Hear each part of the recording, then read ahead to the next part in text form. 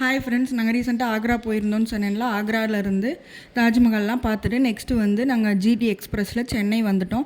சென்னை வந்தோடனே எங்களுக்கு நெக்ஸ்ட்டு ட்ரெயினுக்கு வந்து பார்த்திங்கன்னா நல்லா டைம் இருந்தது. ஸோ நம்ம மெரினா பீச் போகலாம் அப்படின்னு சொல்லிட்டு லோக்கல் ட்ரெயினில் வந்து நாங்கள் மெரினா பீச்சுக்கு வந்தோம்.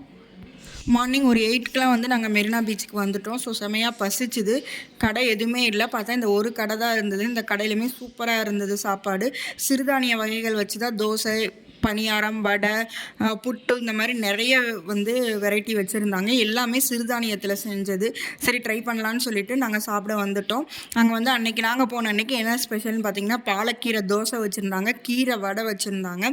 அடுத்து வந்து சோள பணியாரம் அப்படின்னு சொல்லிட்டு பணியாரம், சாம்பார், சட்னி 2 வகை சட்னியோடு வச்சுருந்தாங்க. எல்லாமே சூப்பர் டேஸ்ட்டாக இருந்தது. புட்டெல்லாம் கூட விற்றுது. நாங்கள் அதெல்லாம் எதுவும் வாங்கலை. பட் வந்து இந்த இது மட்டும்தான் வாங்கி சாப்பிட்டோம். சூப்பராக டேஸ்ட்டாக இருந்தது. மார்னிங் டைமில் கண்டிப்பாக பீச் போகிறீங்க அப்படின்னா இந்த கடையில் கண்டிப்பாக போய் ட்ரை பண்ணி பாருங்கள். 10:30 வரைக்குமே பிரேக்ஃபாஸ்ட் வந்து இருக்குது. செம்ம டேஸ்ட்டாக இருந்தது. நல்லா ஹெல்த்தியான ஆப்ஷனும் கூட. நெக்ஸ்ட்டு வந்து பார்த்திங்க அப்படின்னா வந்து நாங்கள் பீச்சுக்கு வந்துவிட்டோம். மெதுவாக நடந்து பீச்சுக்கு வந்துட்டு இந்த அமைதியான டைமில் மார்னிங் டைமில் பீச்சை பார்க்குறதுக்கே ரொம்ப சூப்பராக இருந்தது. நல்லா சாப்பிட்டதுக்கு அதுக்கும் பேசாமல் கொஞ்சம் நேரம் உட்காந்துட்டோம். உட்காந்து அந்த அலையவே ரொம்ப நேரமாக வேடிக்கை பார்த்துட்டே இருந்தோம்.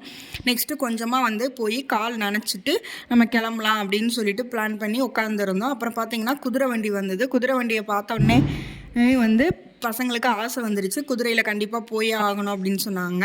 சரின்னு சொல்லிட்டு 2 பேரையுமே குதிரையில் ஏற்றி விட்டுருந்தோம். அந்த டைமில் க்ரௌடே இல்லாததுனால சூப்பராக நல்லாவே அவங்க அந்த குதிரையில் வந்து போயிட்டு வந்தாங்க.